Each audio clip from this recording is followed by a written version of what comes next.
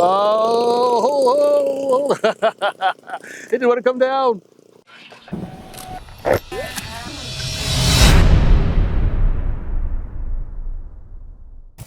The L-19 comes in not one, but two large wooden boxes.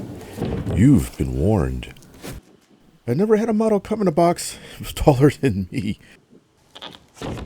Get your drill, because you're going to need to go full Indiana Jones on this one.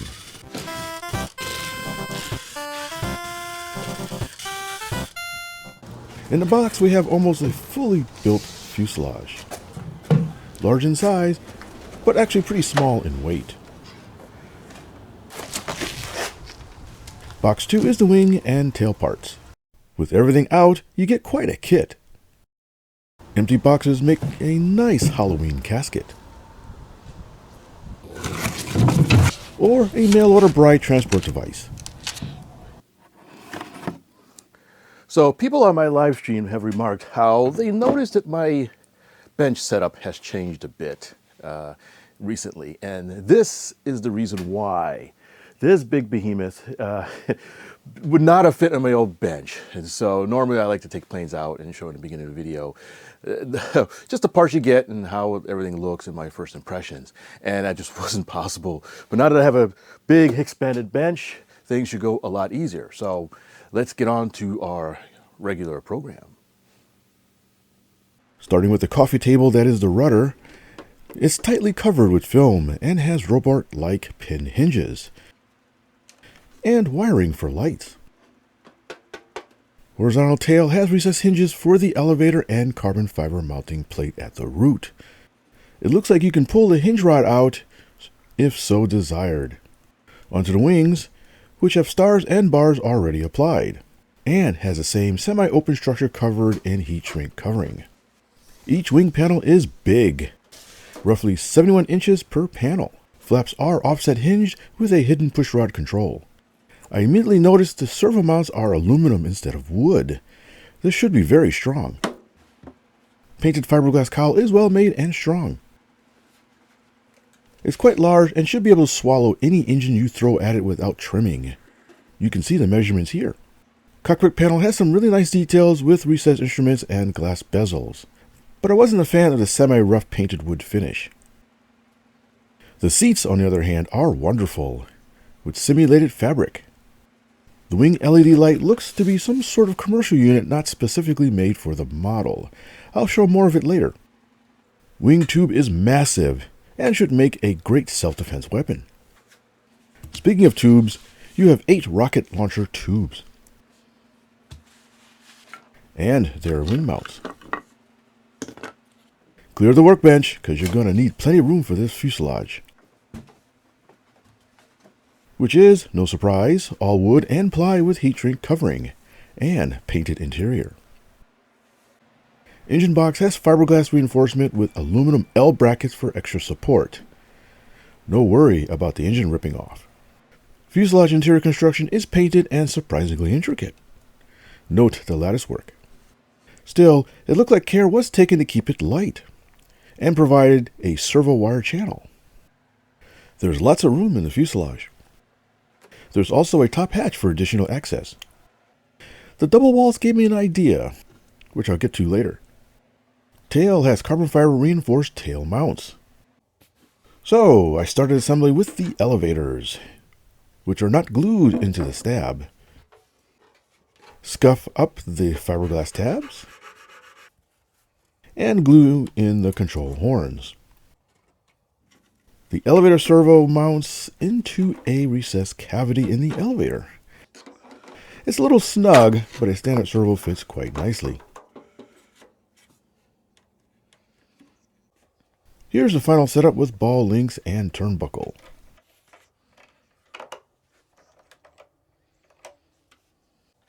It makes a nice, tight, slop-free linkage. Okay, enough with the tail bit for a while. Let's take a look at this 120cc opposed twin engine from EME. Okay, so a big plane needs a big engine. And for a big engine, I have this beast This is an EME 120 cc's, cubic centimeters, that is. Gasoline engine, twin cylinder. It's really nice. Always liked running twins because they're very, very smooth. Gas engines can be a little bangy and shaky, but with a twin cylinder, usually it's much smoother than a single cylinder. And this is nice. I've used EMEs before on another plane, and I found it to be a very reliable and powerful engine. And right out of the box, these things usually crank right up with very little tuning. So I'm really happy to see that. And I've been looking at it a little bit, and it's just interesting. Nothing much more to say about other than, I was thinking, I've ridden motorcycles that have less displacement than this engine. But what I really like is that the choke has controls on both sides of it, which is interesting. One hole's smaller than the other, but I think that's nice. It gives you more options for your choke. You've got your normal throttle and so forth. So this should be interesting. Man, it's big, 120 cc's. Now you're playing with power, huh? All right, let's see if we can get this thing mounted. Conveniently, the firewall is pre-marked for drilling. And even more conveniently, they match the engine mount holes. Score 1 for convenience. There were some holes already in the cowl, so I used a couple of them to temporarily mount the cowl. Then measured the distance from the firewall to the cowl front, right at about 190 millimeters. Next was to center and drill out the holes for the blind nuts. I use a spare screw to pull the nut tight, then a dab of glue is a good idea to hold it in place. Test mounting the engine showed the link was a bit short, so I added various spacers and washers to push the engine out further. That did the trick, but the cowl's prop hub opening was too small. And that's why man made the Dremel tool. Yeah, that's the ticket. Under the motor box is a slot for the throttle servo. I noted the choke lever was facing in the wrong direction, but I was able to remove it and relocate its position. I like using a servo on the choke, so I measured out a location to cut a new servo slot. Have I mentioned this is why man made the Dremel tool?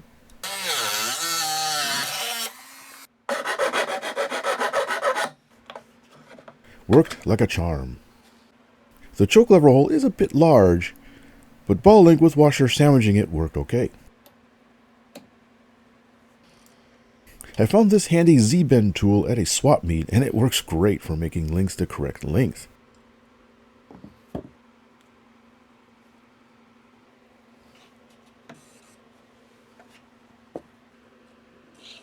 Success, my lord! There's a plate for the fuel tank. It slides into a groove in the front of the cockpit. I'll be using a special tank mount for twin fuel tanks, as the L-19 will have a second tank for smoke. It epoxies together quite quickly.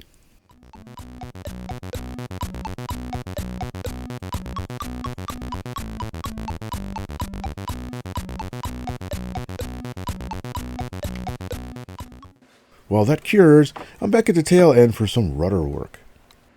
Slots for the control arm needs to be opened up and epoxied in. Pin hinges will also need to be glued after I add some grease to the bendy part to prevent sticking.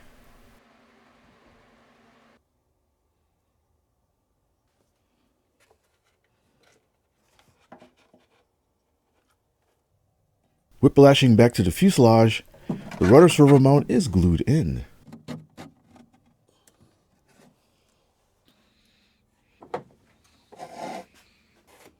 The rudder uses a pull-pull cable setup.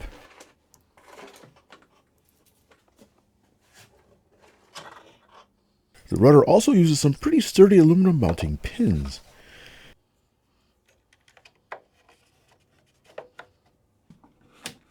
After test fitting the rudder, I decided to extend the taillight wires through the fuselage.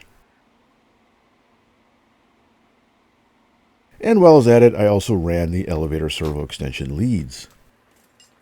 I needed to drill an additional hole for the wires to feed through easily.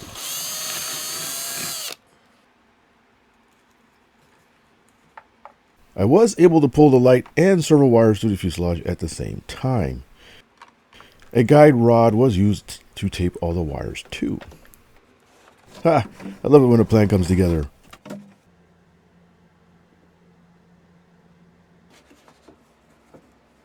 Pull leads will have to be fabricated after the rudder is glued on.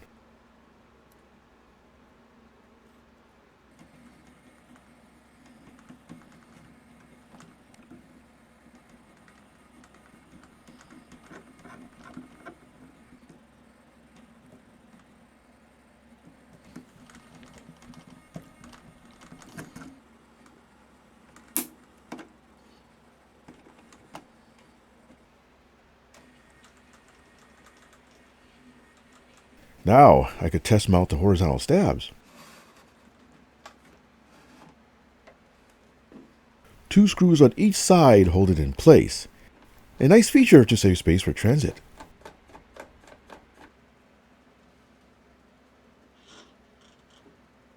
Tailwheel is a neat machined aluminum unit with ball bearings. The holes in the leaf springs was too small, so I drilled them out to size.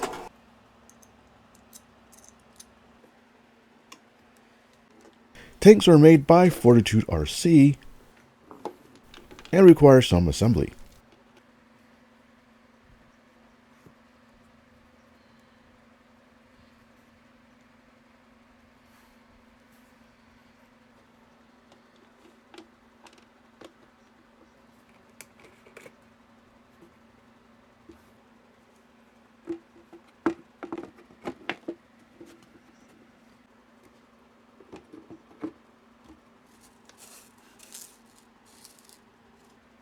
That looks good. But I added some scrap wood spacers to make room for the Velcro strap when mounted in the fuselage. Instead of gluing it, I screwed the whole unit down for easier maintenance. Also for maintenance, I didn't glue the tank plate in place and used screws instead. Now I mentioned the smoke system earlier. There are 2 fittings that need to be installed into the mufflers for the smoke fluid insertion into the exhaust. I drilled and tapped the canister for the fittings.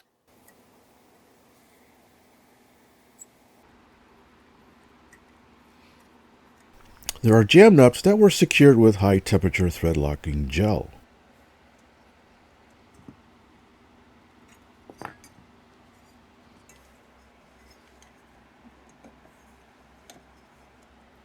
Electronic ignition module has a wide voltage range, which is zip tied 2 slots in the engine box.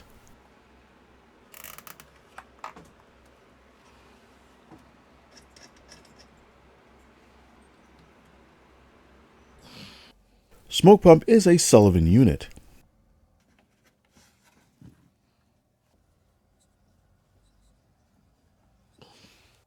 That I mounted to the underside of the top hatch on the motor box.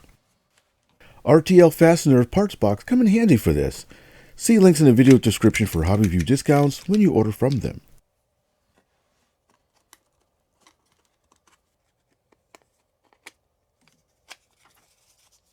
It turned out to be a good location to keep some weight forward.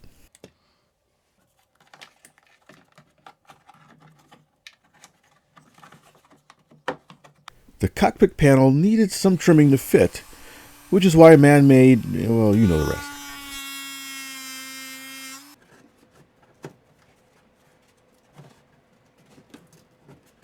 There we go. Again, more screws for maintenance access. I then made a switch plate from scrap wood that fits neatly inside the fuselage. I'll paint it later. Now let's tackle the wings. I first painted the control horns olive drab since they were not painted in my kit. Then I drilled out the hole to 3mm for the ball link screws and scuffed up the fiberglass for gluing. These are epoxied into 2 slots for a really strong connection. A 3mm screw is temporarily installed to keep the sides parallel while the glue cures. Flaps use hidden links, so no paint is needed.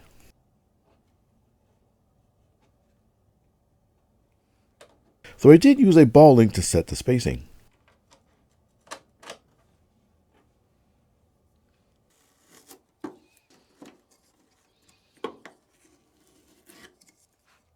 Servos are then mounted with machine screws. I used locking nuts where I could fit them, and thread lock where I couldn't. Control rods are reverse threaded, so you can adjust the length after installation.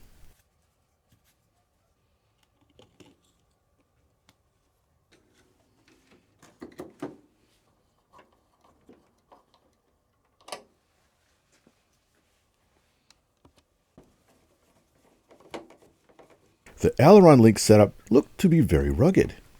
Flap control was similar, but different. Surface control horn is pretty much the same, but the servo is mounted to an interior plate that's bolted to the inner wing.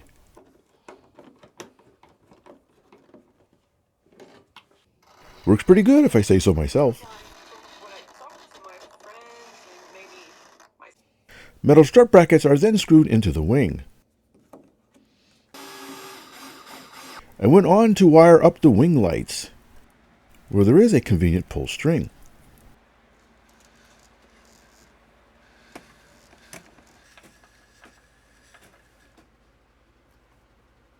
The port wing headlight is a curious beast with an aluminum heat sink body. There's no voltage info, so I hooked it up to my adjustable power supply, where it comes alive almost exactly at 6 volts. I went up to 7 volts, but didn't want to go higher as it was already very bright. While I was at it, I hooked up the beacon lights controller, which also works at the same voltage. The controller adjusts brightness and flash patterns.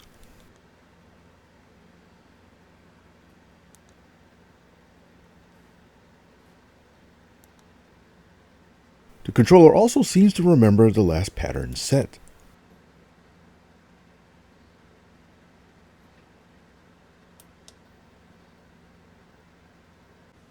So, of course the light unit won't fit the hole right out of the box.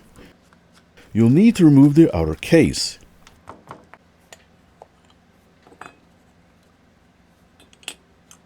Then remove the reflector, so you can get to the backplate screws.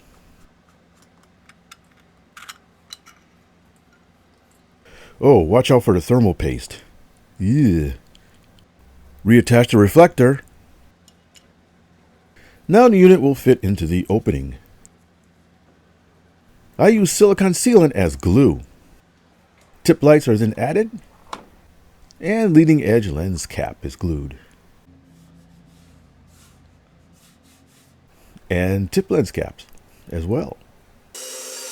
Muffler extensions were too long, so I bandsawed them shorter. Flexible hosepipe will be used as exhaust diverters. It didn't quite fit, so I needed to cut a slit into one side. After test fitting, hose clamps are used to secure them.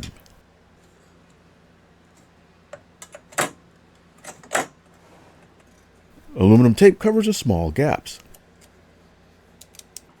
Tank vent hoses are secured to the firewall. To keep the exhaust extensions from bouncing around, I fabricated a fixture using old clothes hanger.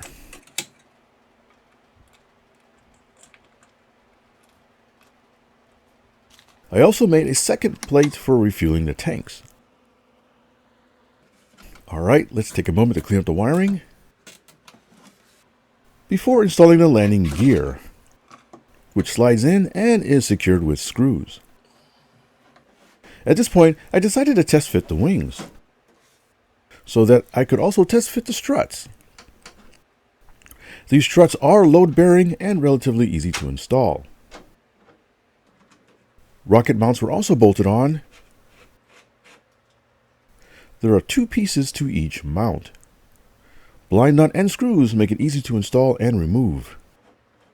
Wheel axles get installed.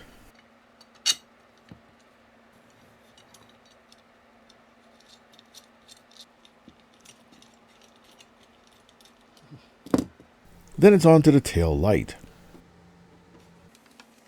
Side access windows are acrylic with a bit of protective paper to remove. I needed to drill out the holes slightly so that the hinge screws would fit.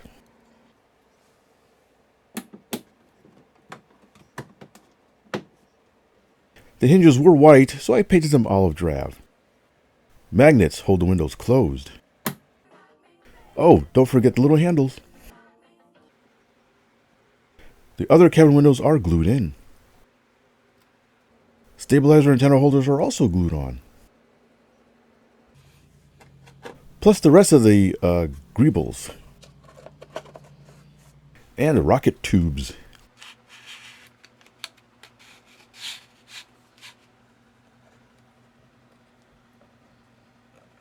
With my own 3D printed nose cones. Dive weights are added for balance. I love using these for large models as the slots makes them easy to mount.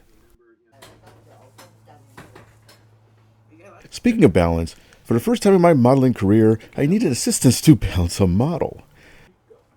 With the help of my friend Mike, we strong-armed, well, make that strong-fingered her at the balance points. Mission accomplished. Then it was finally time to crank her up for the first time. New engines usually take a few flips to start, but eventually the big old EME showed signs of life.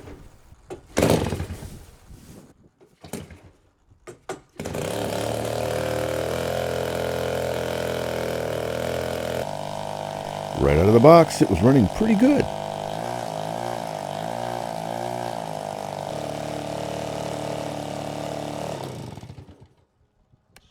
Good enough for flying. Oh yeah. Flying day. And out at the field, Santa had some very special helpers. With the help of some big, burly men, I first cranked up the L-19 without the cowl to fine-tune the carburetor one last time.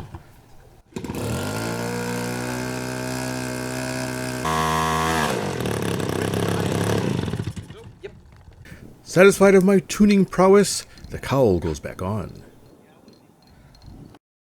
And I even hand cranked her up myself.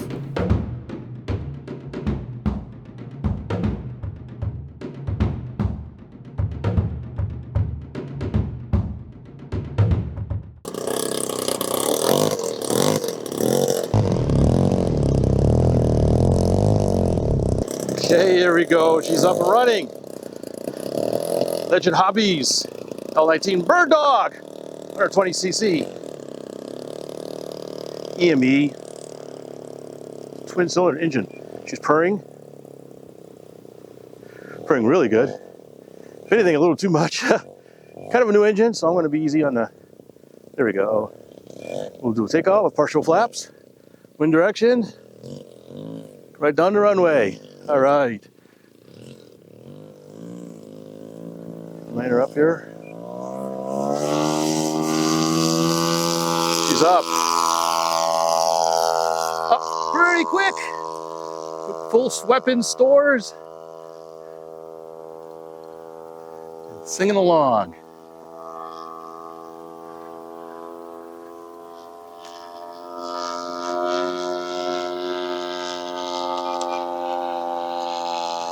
Looking good. Now, while it's a warbird, don't look to break any speed records with it, but it handles really honestly. Likes a little bit of rudder in the turns, coordinated turns, like any Cub. Bring her in, you can even see the landing light. Look at that.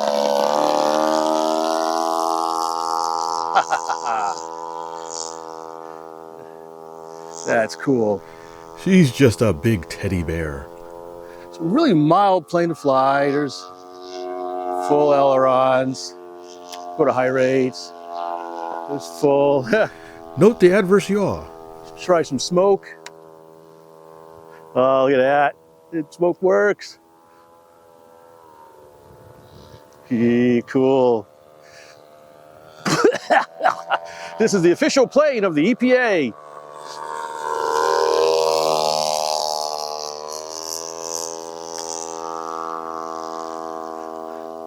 Smoke off.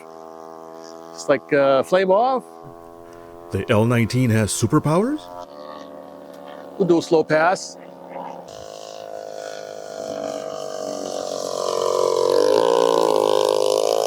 Look at that. You do a slow flyby.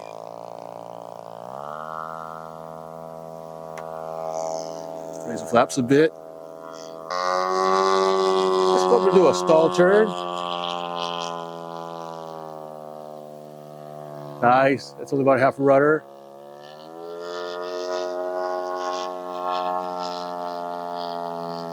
Go full rudder. We'll stick around. I think I'll coax in a loop and call it a day. Come on, baby, up and over. Up and over. Ah, yeah. Very smooth, very nice.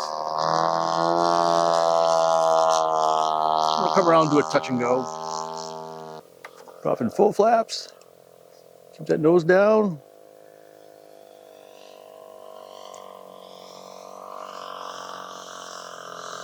Feeling a little bit of elevator, just settles in real nice. You can just hold it. I'll bring it up at some altitude, do a quick stall test. See if it does anything weird. Partial flaps. Nose up, nose up. Just a little bit. Feeding up to the up elevator. Oh, it's just bobbing. Yeah, most stuff.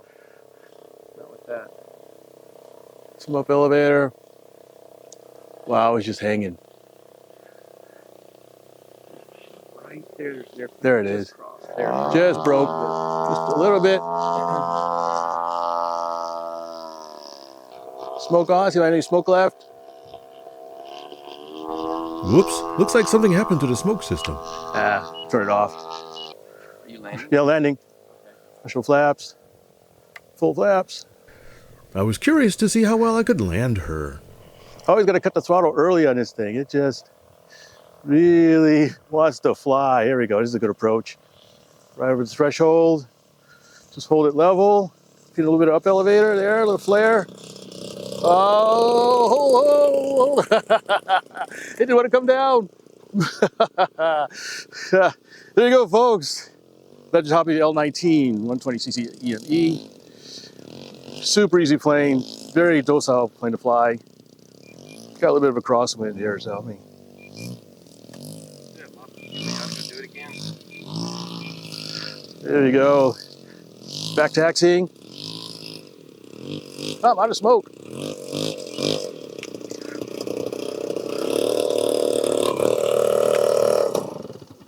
There you go. New engine. Got to dial in the low end a little bit. Wow, fantastic. Man, it's a big mother. Well, is that a play in your pocket? Are you really, really, really excited to see me? Speaking of excited, my cameraman Lee wanted to have a go at it, so we swapped roles for our flight.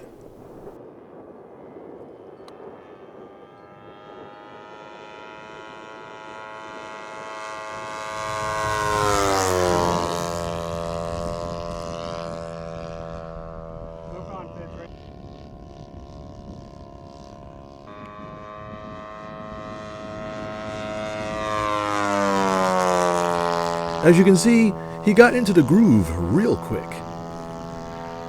Talk about fly like you stole it.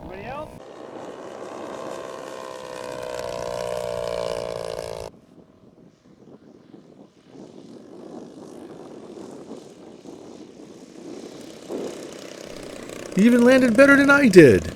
Show off.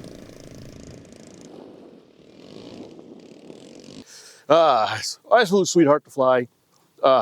Surprisingly slow landings, just very light breeze, maybe 5 mile per hour breeze, all the way down to the flare, positive control in the elevator. Really, really nice. It's one big teddy bear with rockets. Hi, thanks for watching. Please take a look at the video description below for special HobbyView sales and discounts. Your purchases help support this channel. Happy modeling!